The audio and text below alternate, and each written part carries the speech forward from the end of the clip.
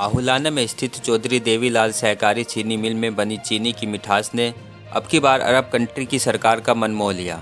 पेराई सत्र के दौरान 4,525 प्रति क्विंटल के भाव से 70,320 क्विंटल चीनी का निर्यात किया, जिससे मिल को पहली बार शुद्ध 14 करोड़ का मुनाफा हुआ। नेशनल फेडरेशन के आदेश पर मिल प्रबंधन ने चीनी से बनने की गुणवत्ता पर जोर देते हुए न केवल अपने मिल की चीनी को विदेशी धरती पर पहुंचाया, बल्कि रिकवरी भी आज की तारीख में 10.5 तक पहुंच गई, जो पूरे प्रदेश के मिलों में चौथे स्थान में शामिल हो पाई है। उक्त दावा मिल के एमडी आशीष कुमार वशिष्ठ ने वीरवार को पत्रकार वार्ता में किया। वे मिल में अपने कार्यालय में पत्रकारों से बातचीत कर रहे थे।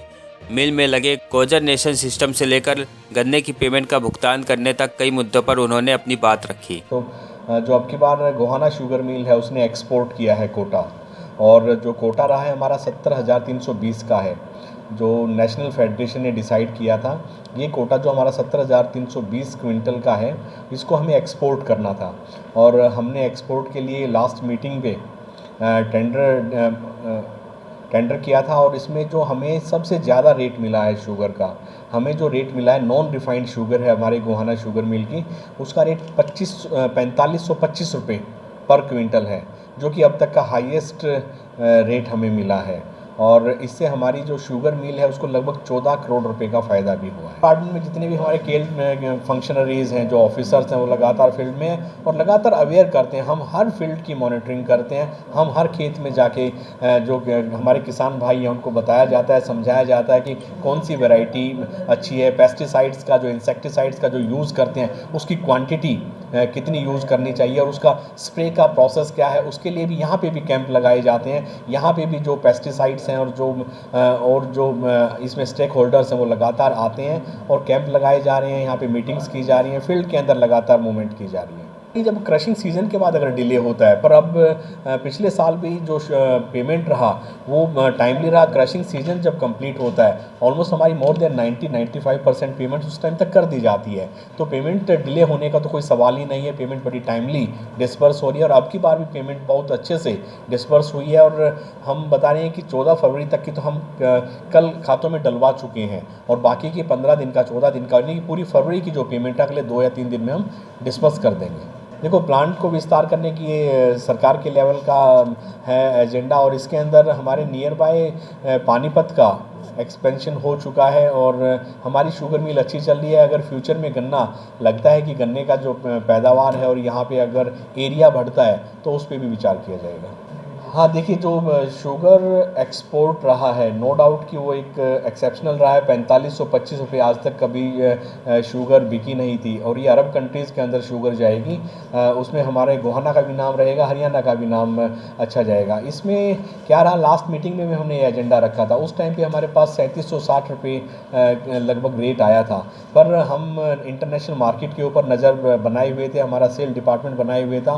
तो जैसे ही इस मीटिंग के अंदर इंटरनेशनल मार्केट के अंदर रेट अच्छा गया और डिमांड बढ़ी, और हमारे पास ही सौभाग्यवश हमारे पास ही शुगर का कोटा था 70,000 क्विंटल का, तो हमारे अच्छा रेट क्लिक किया है। इसमें नहीं, इसमें हम इंटरनेशनल मार्केट को मॉनिटर कर रहे थे और हमारे पास कोटा था, तो इसमें हाँ थोड़ा सा रिस्क फैक्टर था, पर फिर भी हमें ये था कि इंटरनेशनल मार्केट राइज़ कर रही है, राइजिंग ट्रेंड चल रहे हैं, और दूसरा जो हमारे पास ही कोटा है, तो हमें एक्सपेक्टेड था कि हमें अच्छा रेट मिलेगा। जो हाँ, क्वालिटी ऑफ शुगर, शुगर का कलर है, जो उसका क्रिस्टल साइज़ है, क्रिस्टलाइजेशन है, वो प्रॉपर है, तो उसकी वजह से भी रेट अच्छा मिला है।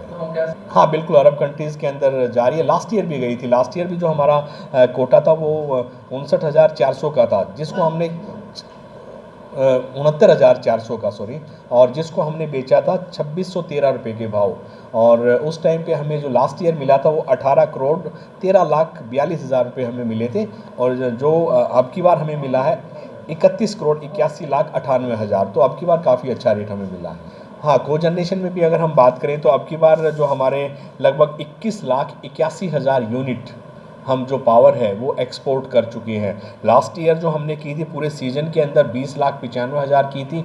अब की बार हम 21,80,000 कर चुके हैं, और अभी हमारा क्रशिंग सीज़न चल ही रहा है। तो यूनिट एक्सपोर्ट में भी, जो पावर एक्सपोर्ट है उसमें भी हमारी पोजीशन अच्छी है।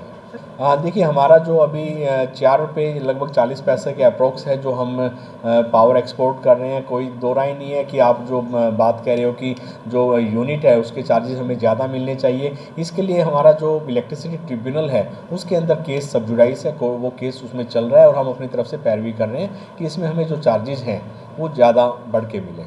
किसानों की पेमेंट रिसेंटली हम 14 फरवरी तक कर चुके हैं और लगभग जो पेमेंट है वो लगभग 67% 67% हो चुका है, जो कि आई थिंक हरियाणा में हाईएस्ट है हमारे शुगर मिल का। और हम बाकी की पेमेंट भी जल्दी करें, कि फरवरी की पेमेंट जो ड्यू पेमेंट है हम आने वाले 2-3 दिनों में फरवरी की पूरी पेमेंट कर देंगे और किसानों का जो बकाया है वो लगभग टाइमली उसको हम डिस्पर्स कर रहे हैं। इस दौरान कुछ किसानों ने भी आशीष वशिष्ठ से मुलाकात की तथा सिकुड़ते यार्ड के विस्तार की मांग की।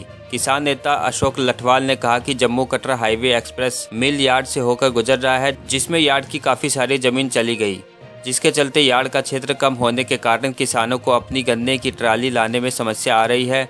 इसके लिए एमडी आशीष से कहा कि यह उनके अधिकार क्षेत्र से बाहर है, इसलिए वे संबंधित अधिकारी से मुलाकात कर सकते हैं। तो जी एक तो हमारी मांग थी जो गन्ने की पेमेंट है 31 जनवरी तक पेमेंट की है और लगभग फरवरी और मार्च भी कंप्लीट होने वाला है। 2 महीने की पेमेंट हमारी पेंडिंग है और अगर चलते सीजन में ये हाल है तो मिल बंद होने के बाद क्या होगा। लेकिन हमें तो ये बताया कि 14 फरवरी तक की सभी किसानों की पेमेंट उनके अकाउंट में डाल दी गई। तो अभी यहाँ आने के बाद पता लगा है, इन्होंने कहा भी 14 तारीख तक की पेमेंट चली गई है और वो भी जो अगले 14 दिन की है फरवरी की हम कंप्लीट करने वाले हैं। ये इन्होंने आश्वासन दिया एमडी साहब ने भी और जो सीओ साहब से मिले थे उन्होंने भी यही कहा था।